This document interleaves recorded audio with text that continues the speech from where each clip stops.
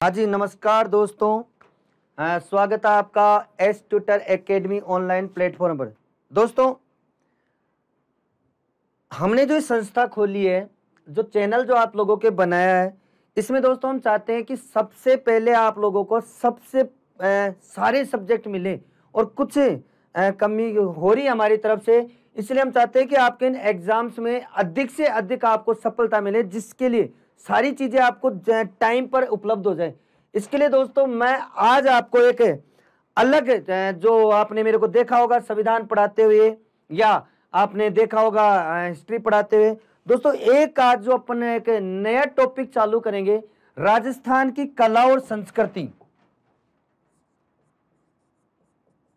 ठीक है, राजस्थान की कला एवं संस्कृति। कला एवं संस्कृति एक ऐसा पार्ट है दोस्तों जहां से सबसे ज्यादा आपके क्वेश्चन पूछे जाते हैं राजस्थान के रेफरेंस में।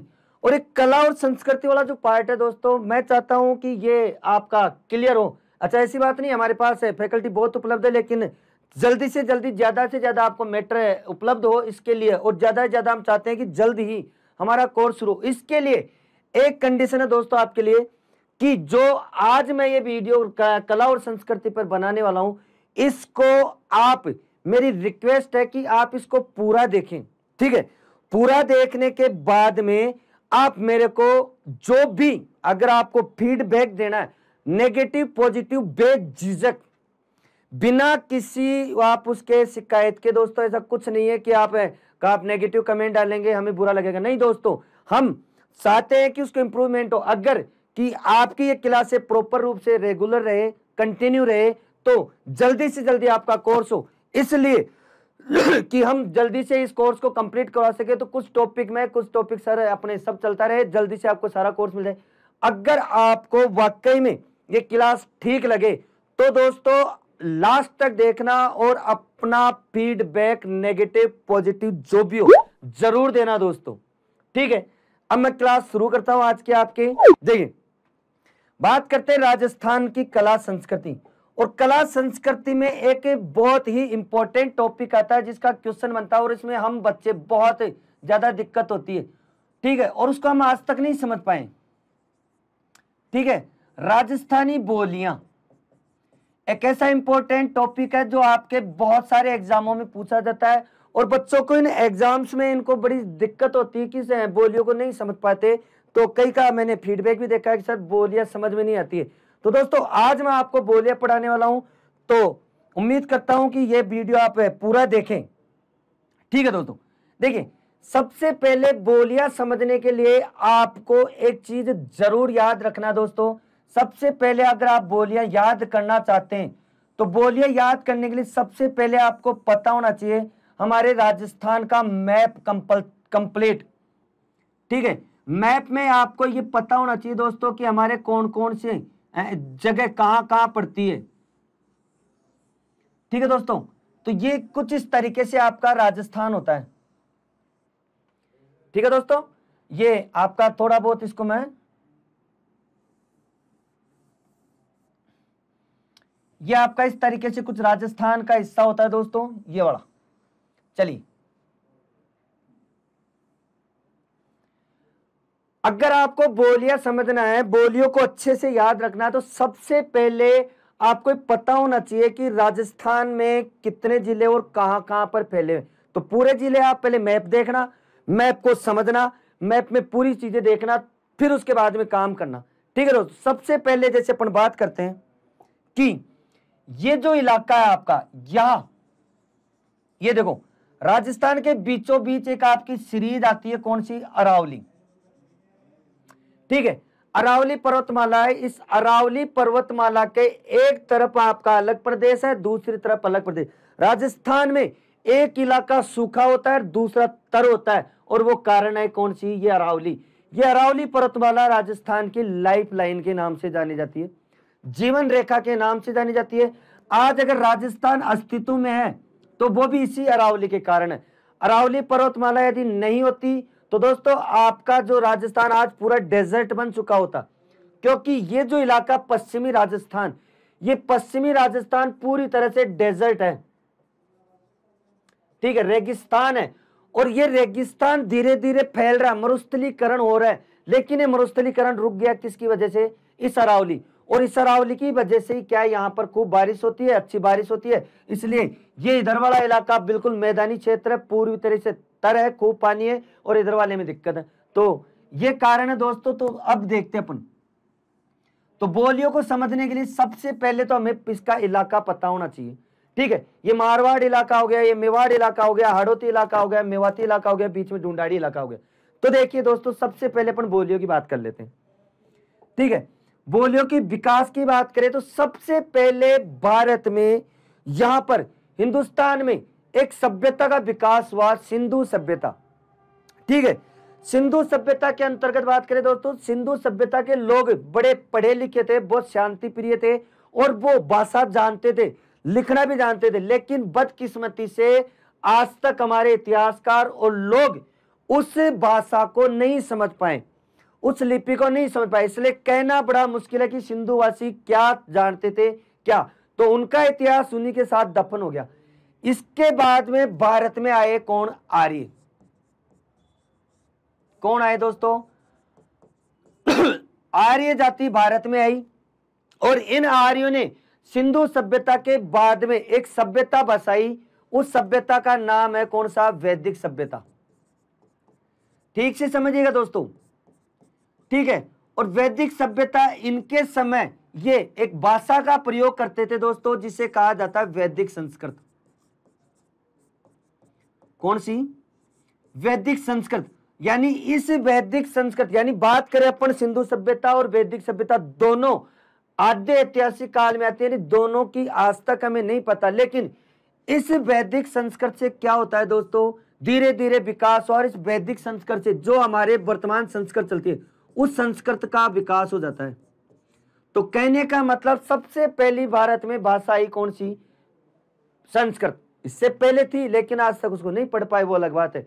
तो वैदिक संस्कृत से उत्पत्ति होती है किसकी? संस्कृत की। ठीक है, संस्कृत चली, धीरे धीरे संस्कृत में भी परिवर्तन होता गया, लोगों में एक नई भाषा आ गई, पाली।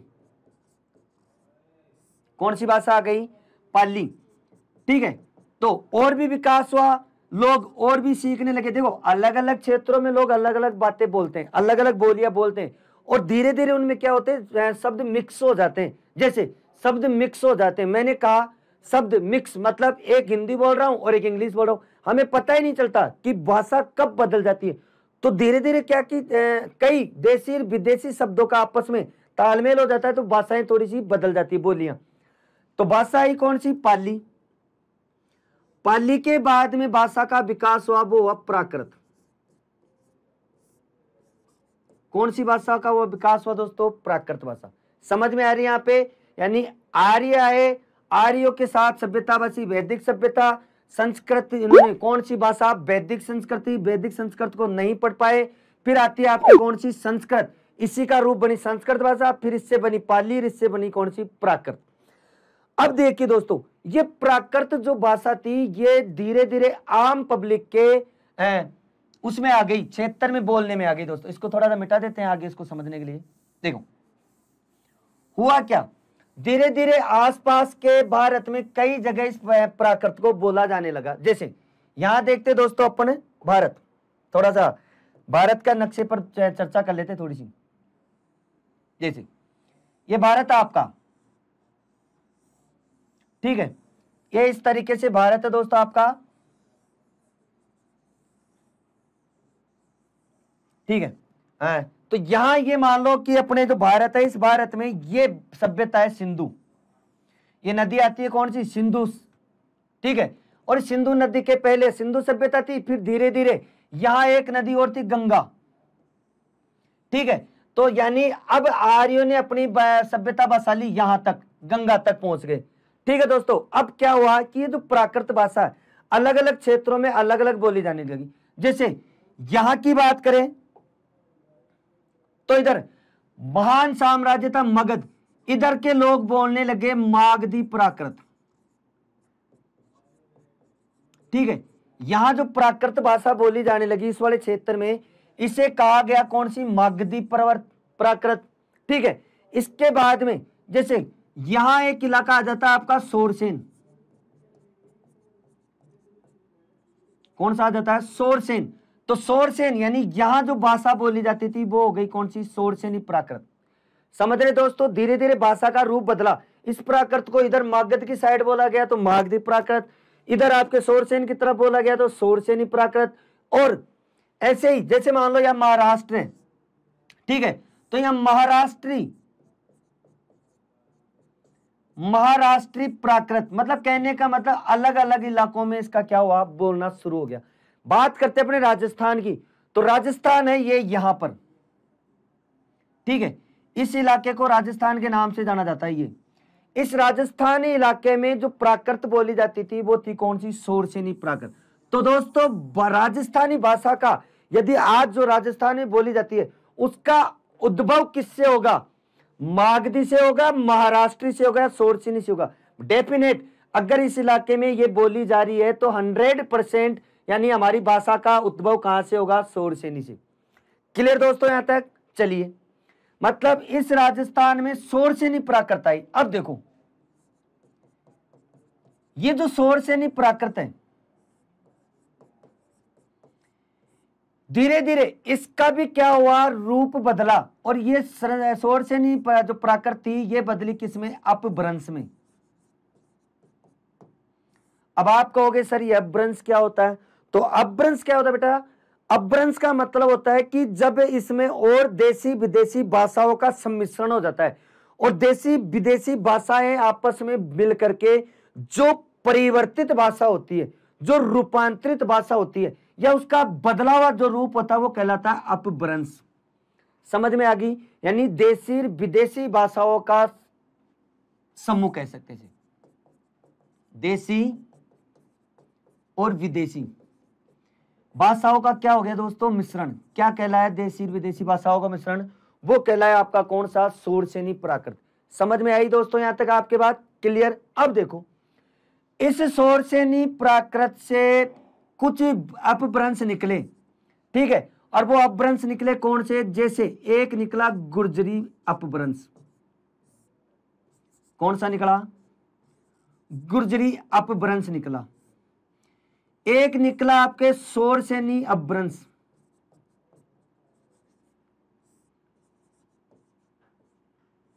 ठीक है, कुछ ये सोरसेनी अपभ्रंश वाली भाषा बोलने लगे, कुछ गुजरी अपभ्रंश वाली बोलने लगे, ठीक है, कुछ आपके नागरी अपभ्रंश वाले बोलने लगे। कहने का मतलब अलग अलग भाषाएं, अलग अलग बोलियां बोली जाने लगी राजस्थान में। समझ में आई दोस्तों यहां तक? मतलब सोरसेनी जो प्राकृत है ये बदली किसमें? अपभ्रंश में। और अपभ्रंश के रूप में कौन कौन सी बोली जाने लगी? गुजरी अपभ्रंश या सोरसेनी अपभ्रंश या नागरी अपभ्रंश।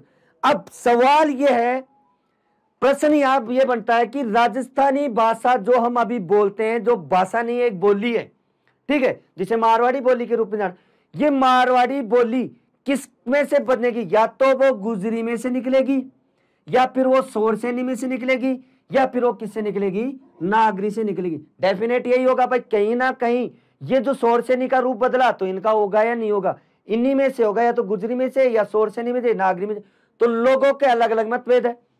कोई लोग कहते हैं कि जो मारवाड़ी भाषा है वो इस गुजरी अपभ्रंश का रूप है, कई लोग कहते हैं कि जो मारवाड़ी भाषा है वो सोरसेनी अपभ्रंश है, कई लोग कहते हो नागरी अपभ्रंश है। तो यहां पर अनेक विद्वानों में अनेक मतभेद है। तो इन मतभेदों को समझने के लिए हम आगे चलते हैं दोस्तों। सबसे पहले तो ये चीज आपके समझ में आई या नहीं है?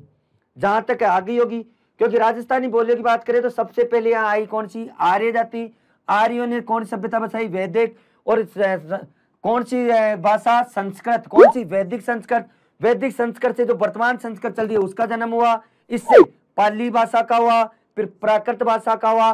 प्राकृत भाषा अलग अलग भागों में बटी, जैसे ये राजस्थान वाले क्षेत्र में बोली जाती थी सोरसेनी प्राकृत, इधर आपके मागधी प्राकृत, और ये हो गई महाराष्ट्री प्राकृत। यानी जो राजस्थान के आसपास वाले इलाके में जो बोली जाती थी वो बोली जाती थी कौन सी? सोरसेनी प्राकृत। तो सोरसेनी प्राकृत का भी रूप बदला, अपभ्रंश में हुआ। मतलब जो कई देशी विदेशी यहाँ लोग आते रहे, जाते रहे, और उनका हमने बहुत कुछ चीजें उनसे लेन देन करें, हम उनसे व्यापार भी करें, उनसे चीजों का आदान प्रदान भी किया, चीजों के साथ साथ हमने भाषा का भी आदान प्रदान किया। आज भारत में नहीं, पूरे वर्ल्ड में इंग्लिश बोली जाती है, जबकि इंग्लिश कहां बोली जाती थी आपको पता है, यूरोप में, ठीक है, और वो भी अंग्रेजों के द्वारा। आज पूरे वर्ल्ड में इंग्लिश चल रही है, ठीक है। तो इस तरीके से क्या भाषाएं बदलती गई। तो अपभ्रंश के रूप में भाषाओं का विकास हुआ तीन, एक गुर्जरी अपभ्रंश, एक शोरसेनी अपभ्रंश और एक नागरी अपभ्रंश। अब कहीं ना कहीं राजस्थानी जो वर्तमान जो मारवाड़ी भाषा है या राजस्थानी भाषा है, वो कहीं ना कहीं या तो इसका रही होगी या इसका। तो किसका रही, आगे देखते हैं दोस्तों। चलिए अब देखिए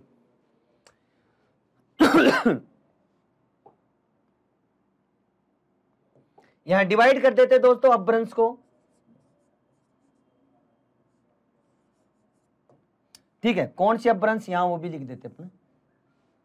किससे हुआ दोस्तों, शोरसेनी। शोरसेनी प्राकृत से विकास हुआ किसका, हमारे कुछ अपभ्रंशों का। और अपभ्रंशों में कौन सी, इधर लिख देते अपन, कौन सी, गुजरी अपभ्रंश। यहां लिख देते अपन कौन सी, शोरसेनी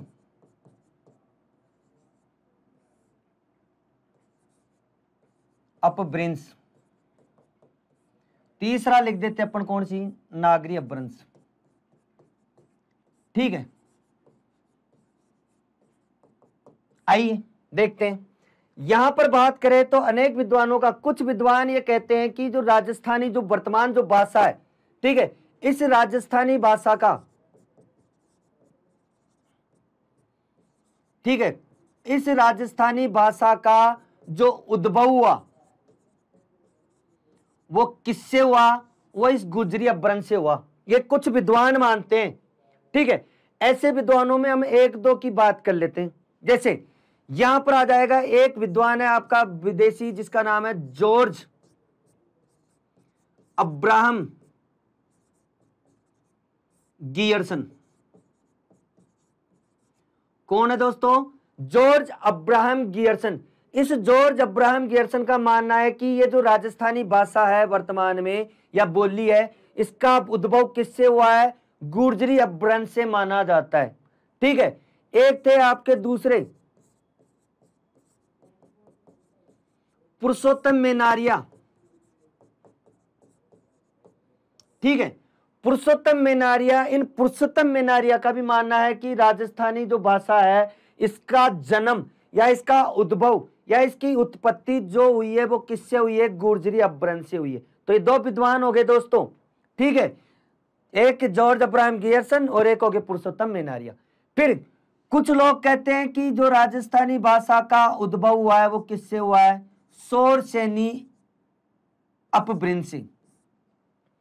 किससे हुआ, शोरसेनी अपभ्रंश से। इसके समर्थन में जो कहते हैं वो है कौन से, मोतीलाल मेनारिया। कौन से दोस्तों, मोतीलाल मेनारिया। और दूसरे की बात करें अपन तो यहां पर एक और थे, के एम मुंशी, ठीक है, के एम मुंशी यानी कन्हैयालाल माणिक्यलाल वर्मा, ठीक है। तो कन्हैयालाल का मुंशी, के एम आपका ये हो गया था, ये वही है जो अपने एकीकरण के समय काम आए थे और वो अपने आंदोलन में काम कर रहे थे, वही के एम मुंशी है दोस्तों। यहां ध्यान देना, शोरसेनी अपभ्रंश का, जो शोरसेनी अपभ्रंश से राजस्थानी भाषा का उद्भव मानते हो कौन कौन मानते हैं, मोतीलाल मेनारिया और के एम मुंशी। यहां तक क्लियर दोस्तों आपको। नेक्स्ट बात करते हैं आपके कौन सी, नागरी अपभ्रंश, ठीक है। तो राजस्थानी भाषा का उद्भव, राजस्थानी भाषा का उद्भव इस नागरी अपभ्रंश से कौन कौन मानते, कौन कौन इसका सपोर्ट करते, कौन कौन इसका समर्थन करते। देखिए यहां पर बात करें इस नागरी भाषा का या नागरी अपभ्रंश को सपोर्ट करते हैं कौन, एक थे आपके एलपी टेसीटोरी, ठीक है। एलपी टेसीटोरी एक आपके भाषाविद थे, मतलब इसको कहा जाता है, पूरा नाम है इसका लुइजी पियो टेसीटोरी। ऐसे कोई पूछता नहीं है, पूरे नामों में लफड़ा रहता है, कोई नहीं, फिर भी ध्यान रखो कि क्या नाम है, लुइजी पियो टेसीटोरी, यानी टेसीटोरी पियो, लुइजी टेसीटोरी पियो, हमारे राजस्थानी भाषा में बोल दे कि लो साहब पीओ क्या टेसिटोरी, मतलब नाम है एलपी टेसिटोरी। दोस्तों ये कहां के थे, ये थे इटली के, कहां के थे, इटली के। ठीक है, ये भारत आए और भारत आकर के ये बसे कहां, राजस्थान में बसे, और राजस्थान के कहां, बीकानेर में। ठीक है, राजस्थान में बीकानेर में आकर के बसे और बीकानेर में रहने लगे। अब बीकानेर में क्या था कि आपके थे गंगा सिंह, महाराजा गंगा सिंह। इन महाराजा गंगा सिंह ने क्या कहा, इसे एक काम दिया कि चारण साहित्य पर स्टडी करने के लिए। किसके ऊपर, जो चारण साहित्य है उसके ऊपर स्टडी करने के लिए कहा कि आप पता करो कि जो चारण साहित्य इसमें क्या है क्या नहीं है। तो इन्होंने इसके ऊपर क्या किया दोस्तों, एक चारण साहित्य लिखा। ठीक है, और जब चारण साहित्य के सॉरी लिखा नहीं, समझा, और इन्होंने बताया कि जो ये राजस्थानी भाषा है इसका उद्भव हुआ किससे, नागरी अपभ्रंश से। और इन्होंने छापा कहां, एक पत्रिका थी इंडियन एंटीक्वेरी, इंडियन एंटीक्वेरी पत्रिका थी जिसने सबसे पहले, ठीक है, या इस एंटीक्वेरी पत्रिका में इन्होंने क्या किसको छापा, ये जो बोली जाती है राजस्थान में ये भाषा होती है कौन सी, राजस्थानी या मारवाड़ी। तो मारवाड़ी बोली के नाम से, मारवाड़ी बोली के नाम से इन्होंने इंडियन एंटीक्वेरी पत्रिका में सबसे पहले इसको छापा। तो यहां सपोर्ट करने वाले नागरी अपभ्रंश का कौन है, वो एलपी टेसिटोरी। क्लियर दोस्तों। अब सब विद्वानों का अलग अलग मानना है, कोई कहता है गुर्जरी अपभ्रंश का है, कोई कहता है शोरसेनी अपभ्रंश का है, कोई कहता है नागरी अपभ्रंश का है। यहां पर जो सर्वाधिक मत है वो इसे मानते हैं। ठीक है, सर्वाधिक मत जो मानते हैं विद्वानों का मानना है कि किससे हुई, गुर्जरी अपभ्रंश से, या फिर इसके बाद मानते हैं किसे, आपके शोरसेनी अपभ्रंश से। ठीक है दोस्तों, और कुछ फिर मानते हैं आपको किसको, नागरी अपभ्रंश से। तो इस तरीके से ये रहा आपका, तो सर्वाधिक विद्वान जो मानते हैं किससे मानते हैं, गुर्जरी अपभ्रंश से। यहां तक इसका आपका क्लियर हो गया दोस्तों, अच्छे से समझ में आ गया। गुर्जरी अपभ्रंश को सपोर्ट करने वाले जॉर्ज अब्राहम ग्रेसन और पुरुषोत्तम मेनारिया, शोरसेनी को समर्थन करने वाले मोतीलाल मेनारिया, के.एम. मुंशी, और नागरी अपभ्रंश को करने वाले थे कौन से, लुइजी पीओ टेसिटोरी, मतलब एलपी टेसिटोरी। ठीक है दोस्तों, यहां तक आगे देखते हैं दोस्तों। अब देखो यहां पर बात करें अपन कुछ आगे की ओर। अब देखो सबसे पहले इस राजस्थानी भाषा का कहां कहां उल्लेख मिलता है, कई ऐतिहासिक ग्रंथ अपने पहले के,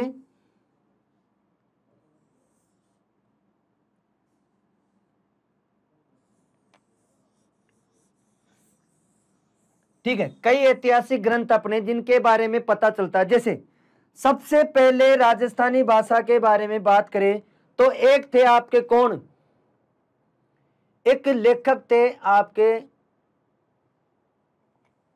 सबसे पहले देखो ये पड़ता है आपका जालोर, यहां आपका एक इलाका पड़ता है कौन सा, जालोर, ये सिरोही और सिरोही के पास में जालोर, सॉरी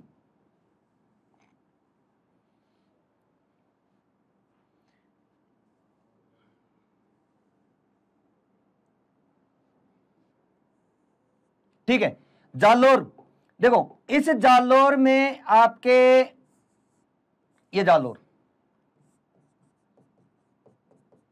8वीं शताब्दी में,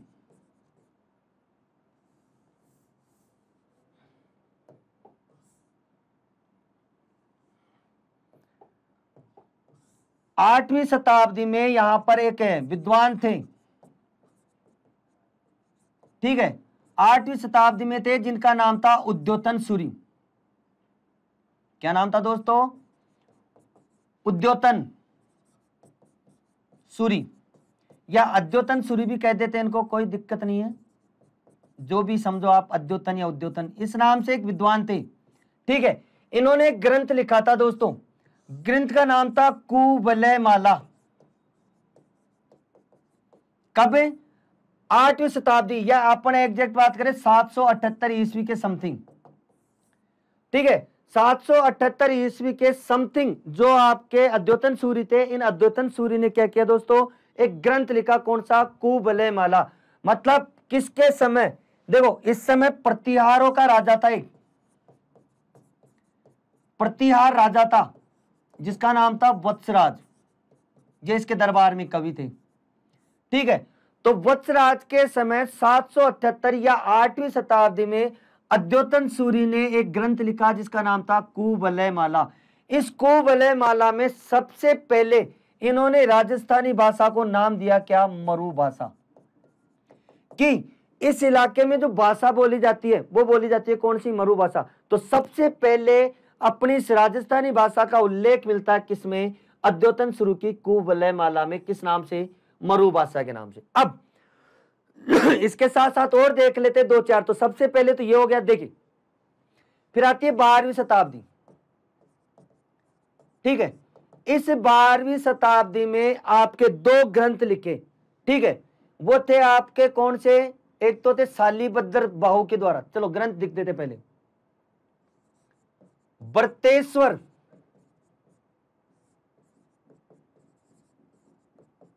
बाहुबली रास, ग्रंथ था कौन सा, बर्तेश्वर बाहुबली रास। और दूसरा ग्रंथ था कौन सा आपका,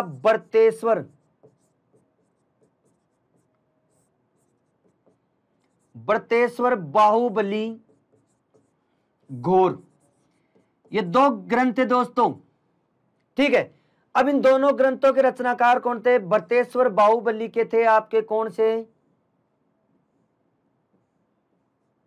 ठीक है, और इसके आपके थे कौन से, तो इसके थे आपके कौन, शालिभद्र सूरी। कौन से थे, शालिभद्र सूरी। और इसके थे आपके वज्रसेन सूरी। ठीक है, दोनों ग्रंथों का हुआ एक आपका कौन सा, बर्तेश्वर बाहुबली रास, एक बर्तेश्वर बाहुबली घोर। यानी इसके रचयिता कौन थे, शालिभद्र सूरी, और इसके रचयिता थे कौन है, वज्रसेन सूरी। दोनों ने क्या कहा, इन दोनों ग्रंथों में जो राजस्थान में बोली जाती थी, उस राजस्थानी बोली को इन्होंने बताया कौन सी, मारवाड़ी बोली के नाम से। कौन सी, कि इस इलाके में मारवाड़ी बोली जाती है। तो ये दोनों थे आपके कौन, शालिभद्र सूरी और वज्रसेन सूरी। अच्छा, ये बर्तेश्वर बाहुबली की बात करें तो ये आपके जो जैन धर्म के प्रथम तीर्थंकर थे ना, कौन, ऋषभदेव। इस ऋषभदेव जी के बेटे थे बर्तेश्वर और बाहुबली। मतलब जब इनकी मृत्यु हो जाती है तो इनकी मृत्यु को लेकर के, मृत्यु के बाद में उत्तराधिकारी को लेकर के दोनों में झगड़ा हो जाता है, बर्तेश्वर और बाहुबली में। तो उसके बारे में लिखा गया है इनमें। ठीक है, तो जो भी है उससे अपने को लेना देना नहीं। अपनी बात होती है कि सबसे पहले यानी या तो होती राजस्थानी भाषा का उल्लेख कहा, कुवलय माला में, और फिर होता है कहा आपके, ये आपके दो ग्रंथों, बर्तेश्वर बाहुबली और इसके समय। ठीक है दोस्तों, फिर आगे देखो। अब भारत में दूसरा जो काल आया वो आया मुगलों का। कौन सा आया, मुगलों के समय। अब मुगलों के समय दो विद्वानों के ग्रंथ मिलते हैं हमें। ठीक है, एक मिलता आपका अबुल फजल, ठीक है, और एक मिलता आपको कुशललाभ। ठीक है, कुशललाभ नाम का एक इतिहासकार था, कुशललाभ। ये इस तरीके। ठीक है, अबुल फजल और कुशललाभ दोनों ने क्या किया, एक एक ग्रंथ लिखे। अबुल फजल ने लिखी कौन सी, आईने अकबरी, यानी अकबरनामा भी कहा जाता है इसे, अकबरनामा। यह ग्रंथ लिखा किसने, अबुल फजल ने। कुशललाभ ने लिखा आपके कौन सी, पिंगल शिरोमणि। कौन सी लिखी दोस्तों, पिंगल शिरोमणि। यानी अबुल फजल के द्वारा जो मुगलों के समय लिखी आईने अकबरी और कुशललाभ के द्वारा लिखी पिंगल शिरोमणि। इस पिंगल शिरोमणि और इस आईने अकबरी में भी मिलता है किसका उल्लेख, मारवाड़ी भाषा का। ठीक है, मारवाड़ी बोली के नाम से इसका क्या किया गया, उल्लेख किया गया। तो ये आपके हो गया क्या, हमारे राजस्थानी भाषा का विकास। ठीक है, यहां लिख देते हैं थोड़ा सा।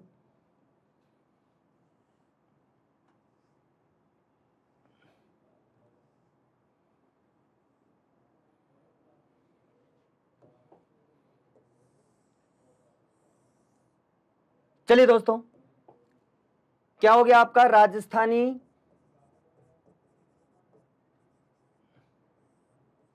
भाषा का विकास। ठीक है, ऐतिहासिक विकास की बात हो गई है अपनी सारी। ठीक है, यहां पे तो क्लियर समझ में आ गया दोस्तों यहां पे कि सबसे पहले राजस्थानी भाषा की बात करें तो कहां उल्लेख मिलता है, प्रतिहार शासकता वत्सराज, कब 8वीं शताब्दी में। और इसके समय एक कवि हुए कौन से आपके उद्योतन सूरी। उद्योतन सूरी ने ग्रंथ लिखा कौन सा, कुवलयमाला, कब 778 में। और इसमें मिलता है कहां का, राजस्थानी भाषा का उल्लेख किस नाम से, मरु भाषा के नाम से मिलता है। ठीक है, इनके बाद में बात करें तो दो इतिहास, दो अपने लेखक हुए, दो आपके कवि हुए, भरतेश्वर बाहुबली शालीभद्र सुरी और वज्रसेन सुरी, दोनों ने ग्रंथ लिखे। शालीभद्र ने लिखा भरतेश्वर बाहुबली और वज्रसेन ने लिखा भरतेश्वर बाहुबली गौर और उन्होंने रास, ये दो ही अंतर है बस। इन्होंने भी मारवाड़ी बोली का उल्लेख किया इस ग्रंथ में। मुगलों के समय अबुल फजल जिसने लिखी कौन सी, आयने अकबरी अकबरनामा, जिसमें भी उल्लेख है किसका, मारवाड़ी बोली का। कुशललाभ ने लिखी थी पिंगल शिरोमणि, जिसमें भी उल्लेख है किसका, मारवाड़ी बोली का। तो ये कुछ ऐतिहासिक विकास हो गया दोस्तों इसका। ठीक है, अब देखो यदि अपन बात करें तो इस राजस्थानी भाषा का इतिहास देखो, जैसे सबसे पहले 11वीं से 13वीं शताब्दी, यानी 11वीं से 13वीं शताब्दी जो काल रहा वो रहा राजस्थान में किसका, गुर्जरी अपभ्रंश का। किसका रहा, गुर्जरी अपभ्रंश का, क्योंकि राजस्थानी भाषा का जो उद्भव माना जाता है किसका, गुर्जरी अपभ्रंश का। तो गुर्जरी अपभ्रंश का काल रहा 11 से 13वीं शताब्दी। ठीक है, अभी जो बात करें अपनी इस मारवाड़ी भाषा का, तो इसकी प्राचीन जो राजस्थानी भाषा थी, यानी प्राचीन जो मारवाड़ी भाषा थी, इसका काल रहा दोस्तों आपके कहां से, 13 से 16वीं शताब्दी। कौन सा रहा, 13वीं से 16वीं सदी तक इसका काल रहा। बात करें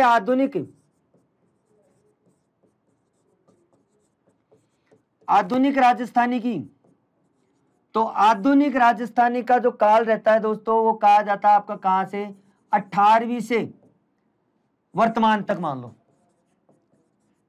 ठीक है, ये कुछ काल पूछ ले आपको कि बताइए गुर्जरी अपभ्रंश का काल कौन सा रहा, तो आपको क्या बताना है, 11वीं से 13वीं शताब्दी। यदि आपको पूछ ले प्राचीन राजस्थानी बोली का काल क्या है, तो आपको जवाब देना दोस्तों कौन सा है, 13वीं 16वीं शताब्दी। या आधुनिक राजस्थानी के बारे में पूछ ले तो जवाब देना आपको कौन सा, 18वीं से वर्तमान तक। अब देखिए जो अभी बात करें अपनी इस राजस्थानी भाषा, तो इस राजस्थानी भाषा का जो स्वर्णिम काल है, राजस्थानी भाषा का जो गोल्डन पीरियड है, वो गोल्डन पीरियड है दोस्तों कहां से लेकर के 1700 से लेकर के 1900 तक।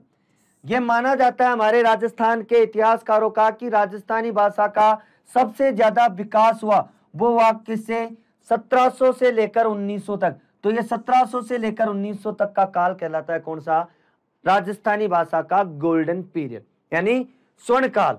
चलिए दोस्तों, अब आती है आपके मेन राजस्थानी बोलियां। तो ये तो हो गया इसका इतिहास।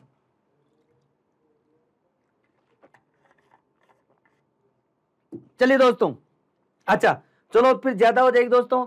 अब बात यह है कि अगर आपने आज ये पूरा वीडियो देखा है, ठीक है, इस पूरा वीडियो को यदि आपके समझ में आया है, अच्छा लगा है, तो आप मेरे को दोस्तों कमेंट करके बताएं। अगर आपकी ज्यादा डिमांड होगी तो मैं आपको ये राजस्थानी की जो कल्चर है, कला और संस्कृति है, वो भी मैं आपको जल्दी से जल्द करा दूंगा। लेकिन इसके लिए मैं आपसे कह रहा हूं कि जबरदस्ती नहीं है, जो भी आपके पॉइंट होंगे नेगेटिव पॉजिटिव मैं एक्सेप्ट करने के लिए तैयार हूं। यदि आप कहेंगे आगे चलाने के लिए तो ही हम कंटिन्यू करेंगे। तो बोलियों का अब जो मेन है, मेन जो पार्ट 2 है बोलियों का, वो पार्ट 2 रिलीज करेंगे दोस्तों, यदि आप कहेंगे, क्योंकि अभी तो सिर्फ अपनी बोलियों का विकास हुआ है, भाषा का सिर्फ ज्ञान हुआ है, उसकी उत्पत्ति हुई है। अगर बोलियों का आप चाहते हैं कि अब आगे का जो मिले, तो वो मिलेगा आपको पार्ट 2, और पार्ट 2 में तभी ही होगा जब आप लोग इसके ऊपर मुझे कमेंट देंगे पॉजिटिव, ठीक है। नेगेटिव पॉजिटिव जो भी होगा वो देख करके मैं आपको आगे की क्लास शेयर करूंगा। चलिए दोस्तों, बहुत बहुत धन्यवाद।